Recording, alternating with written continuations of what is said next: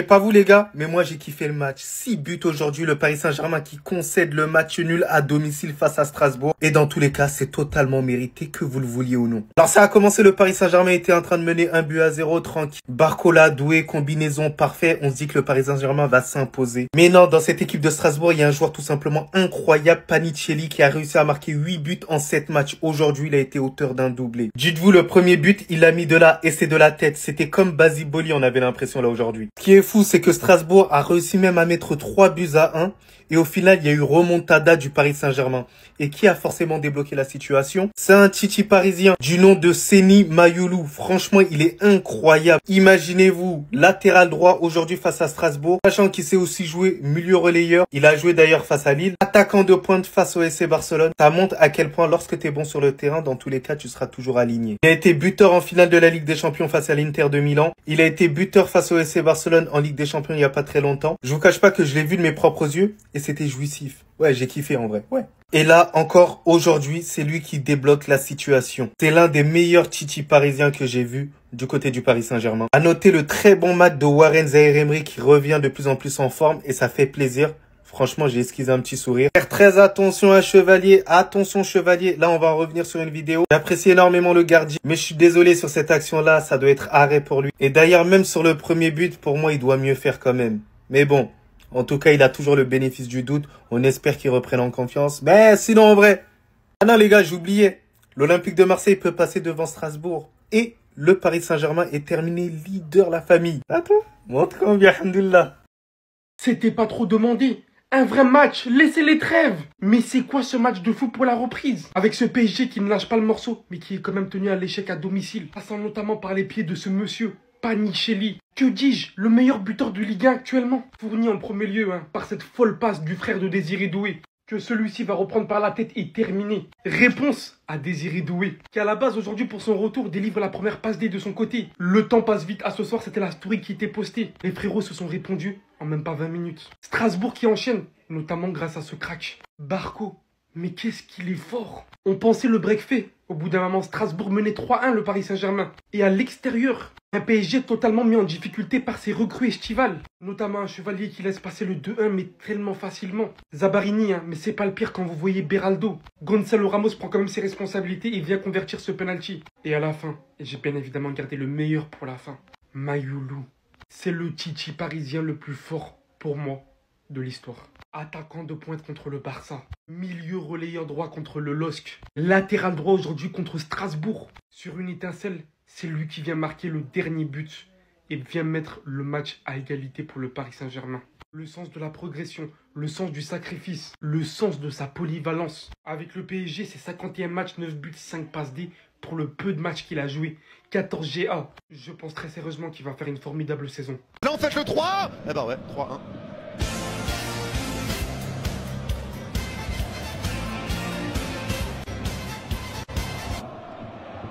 Allez, cassez-vous. Allez, barrez-vous. Barrez-vous. Barrez-vous. Barrez-vous. Allez, vas-y. Allez, vas-y. Encore Beraldo qui tombe par terre. Encore un Beraldo qui tombe par terre. Allez, vas-y. 3-1 pour Strasbourg. Bravo. Bon, après, il y a faute là quand même sur Beraldo. Il y a faute quand même sur Beraldo. Il prend un sacré... Attends, il y a quand même une faute sur Beraldo là, non? Attends. C'est validé, les gars. C'est validé. Ça fait 3-1. Ça fait 3-1. Je comprends pas comment il est. Franchement, celui-là, autant je comprends pas comment il est validé. Autant là, je comprends pas comment il le valide. Eh ben, ça fait 3-1 pour Strasbourg. Magnifique. Mais Beraldo, qu'est-ce qui pue la merde? Qu'est-ce qui pue la merde? Qu'est-ce qui... Je pense que le match nul, c'est ce qui décrit le mieux ce match aujourd'hui. Pour un vendredi soir, on a eu un match extrêmement plaisant à regarder, mais il y a beaucoup de choses à dire. Et premièrement, il faut parler de Gonzalo Ramos. On le dit, on le répète. Mais Gonzalo Ramos, ça doit être un impact player. Il doit rentrer.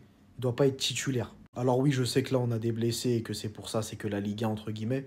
Mais il est déconnecté. Il est déconnecté. Il y a plusieurs phases de jeu dans les contrôles. Il y en a une, il doit la mettre au fond. Il met un plat du pied nonchalant. Une remise de la tête de Gvaré, il ne suit pas le jeu. Même s'il a marqué son péno, je le sentis complètement déconnecté, encore plus aujourd'hui. Mais c'est pas la première fois qu'on le dit. Lucas Chevalier aussi. Attention, parce que pour moi, sur le deuxième but, il peut faire encore quelque chose. T'as l'impression que des fois, il est très très limité sur certaines phases de jeu. Alors oui, balle au pied, c'est meilleur que Donnarumma, même si c'est pas extrêmement parfait. Il fait un très bel arrêt réflexe au début de match, mais encore une fois, c'est pas rassurant, il prend 3 buts. À part ça, très bonne deuxième mi-temps des Titi parisiens. Et même Zahir Emery, je tiens à souligner. Au niveau des blessures, on a le retour de Doué et Kvara. Kvara, je l'ai senti un peu moins bien. Doué, ça a été très bien en première période. Et même si c'est que la Ligue 1, il faudrait commencer à prendre des points, même si aujourd'hui, c'est une très belle équipe de Strasbourg qu'on a eu en face de nous. Et je pense qu'il y a des joueurs qui n'ont pas assez la dalle. Ils veulent pas prendre leur place, on dirait. Surtout que là, il y a beaucoup de blessés, c'est en ce moment qu'il faut en profiter. Non, la vérité, merci Beraldo. Merci Beraldo d'avoir donné les 3 buts aux Strasbourgeois, d'avoir donné le point du nul aux Strasbourgeois. Non, en vrai, la vérité, merci Beraldo. Non, mais frérot, en fait, le problème de Lucas Beraldo, c'est que son problème, il choisit ses matchs. Il choisit ses matchs. 2 bons matchs de lui en ce début de saison contre Nantes, et contre Auxerre. Et depuis, il fait plus rien. Il fait plus rien. Franchement, vivement qu'il se casse cet hiver.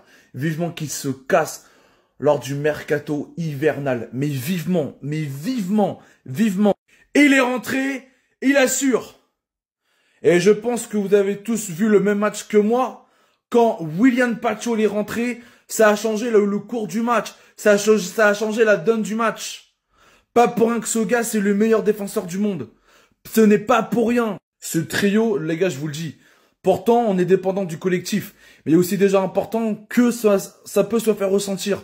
Parce que je suis désolé, quand ces 3-là ne sont pas titulaires, ça devient compliqué au milieu de terrain. Parce que en cette fin de première période, on s'est fait bouffer comme pas possible par cette équipe strasbourgeoise. Et c'est ça en fait la vérité. Parce que si ces 3-là, ils auraient été titulaires ce soir, je vous le dis, il y a eu un monde où qu'on ne fait pas un match nul ce soir. Il y a un monde où qu'on gagne ce match. Mais la vérité, je suis dégoûté, voilà, à cause d'une défense qui ont coûté les 3 points. Je suis vraiment dégoûté. Parce que ce soir, que j'ai vu la prestation de ce soir, il y avait la place 1000 fois de prendre les 3 points ce soir. Et de au moins commencer à creuser l'écart sur le deuxième et le troisième. Mais bon. Les gars, c'est bon? On peut ouvrir le dossier chevalier ou pas? Ou bien le FC, laissez-lui du temps, ils vont encore nous casser la tête. Non, parce que là, c'est plus possible. Les gars, c'est plus possible. Tottenham, on n'a rien dit, c'est le premier match. Marseille, tu fais un truc dans le Classico, déjà on le retient. Ça, c'est dur à effacer. Après, face à Lille, Ethan Mbappé. La balle, elle arrive tout doucement, nanana, on dit oui, mais sa vision, elle est... et là, aujourd'hui, Strasbourg. Le but qu'il encaisse contre Strasbourg, le deuxième but, je suis désolé, mais il faut en parler. La balle, elle passe au ralenti à côté de lui. Au ralenti, elle fait comme ça. Il n'arrive pas à lever ses pieds ils sont cloués dans la pelouse, j'ai pas compris. Aucun réflexe, rien. Allez voir le but, je peux pas mettre la vidéo. Allez voir le but, vous allez voir la vitesse de la balle, comment elle passe à côté de lui. Je suis désolé, hein. On va commencer à être dur avec lui parce qu'il faut qu'il comprenne là où il a signé. On n'est plus à Lille. Et le pire, c'est que là, toutes les erreurs qu'il est en train de faire, c'est en Ligue 1. Mais imaginez en Ligue des Champions, ça va être quoi? Si on va en 8e, quart, demi, on fait comment? Donnarumma, on retient sa saison, pourquoi? Parce qu'il a fait une bête de saison en Ligue des Champions. Mais là, c'est des erreurs en Ligue 1. Est-ce que vous êtes sûr qu'il est vraiment gardien? Parce que j'avais vu un reportage, moi, il disait qu'il avait commencé le foot, il était attaquant, ça disait ça. Peut-être qu'il s'est trompé de poste. Et là, va falloir se réveiller, c'est urgent. Ça commence à faire trop de points. Là, c'est trop de points, là. Ce championnat risque d'être plus compliqué que prévu. Le Paris Saint-Germain risque de perdre la première place du championnat au profit de Marseille après avoir concédé le match nul. 3 buts partout face à Strasbourg. Ah oui, et d'ailleurs, je continuerai de le dire, hein, mais je suis le meilleur TikToker Gambi. Regardez-moi ça. Match nul, 61 points, c'était prédit ici. Ah oui, et pour tous ceux qui sont pas encore montés dans le train de l'application Gambi, déjà dépêchez-vous, bientôt le train fermera ses portes. C'est une application 100% gratuite, c'est fun, t'as un classement, t'ajoutes tes amis pour voir qui sera le meilleur au classement. Si tu veux télécharger l'application, n'oublie pas mon code de parrainage, tu gagneras des gambis que tu pourras ensuite échanger en réel. Je sais pas vous, mais vous sentez pas qu'il est en train de passer un palier, le frérot? Il est incroyable. Alors on sait très bien que être Titi parisien, c'est assez compliqué. Surtout que tu joues dans la meilleure équipe au monde, il y a pas mal de concurrence en équipe première. Malgré ça, il arrive à assumer. Ce qui est fascinant sur ce gamin, c'est quoi? C'est que latéral, il est bon aujourd'hui face à Strasbourg. Latéral droit, imaginez-vous. Il bronche pas, il se plaint pas. Sur le terrain, il va chercher les angles de passe assez dangereuses. Vous imaginez, il était en tant que latéral droit, mais il a réussi à s'incorporer quand même au milieu de terrain pour apporter quand même ce surnom-là. On sait que cette façon d'utiliser les latéraux, ça a été énormément popularisé par Pep Guardiola. Donc là, il va éliminer sur l'intervalle 2 joueurs tout d'un coup, mais c'est merveilleux. Je kiffe les passes comme ça, cachées. Ça montre que le joueur, il est tout simplement en confiance. Il ose faire des trucs en équipe première. Il a joué en tant que milieu relayeur à Lille et face au FC Barcelone, il a joué attaquant de pointe. Il sait jouer dans tous les postes, mis à part défenseur central et gardien, faut pas abuser non plus quand même. Quoique, j'aimerais bien voir. Impressionnant, il a marqué face à l'Inter de Milan en finale de la Ligue des Champions. Doué, Kvaratskhelia, Dembélé, Macha Chouette, ils étaient absents face au FC Barcelone. Il était présent, il a marqué.